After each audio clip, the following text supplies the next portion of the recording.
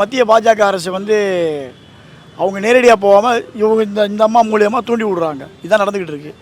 உச்சநீதிமன்றத்தை கேள்வி கேட்குறாங்க. கேள்வி கேட்டால் என்ன ஏன் பண்ணக்கூடாது? அதில் இன்னொரு சரத்தையும் சொல்லியிருக்காங்க. என்ன சொல்லியிருக்காங்க?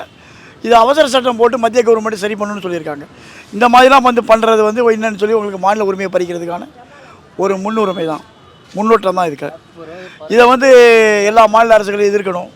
ஏன்னா மத்தியில் மறுபடியும் சுப்ரீம் கோர்ட் நீதி நிலைநாட்டும்.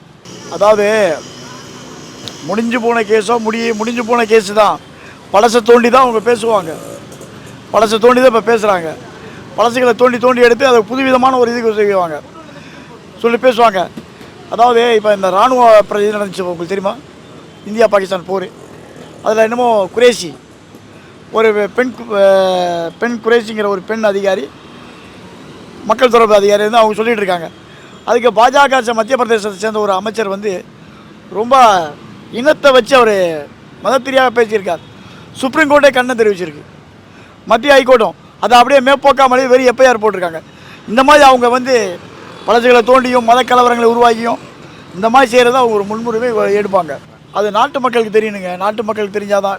அவங்க ஆளாத மாநிலங்களில் அரசு சுத்தமாக அழிச்சிட்டு அவங்களுடைய கவர்னரை வச்சு ஆட்சி நடத்துவாங்க. ஆளாத மாநிலத்தில் அவங்க ஆளுற மாநிலத்தில் காட்டு திருப்பார அவுத்து விட்டு நடத்துவாங்க. இதுதான் அவங்களுடைய எண்ணமே.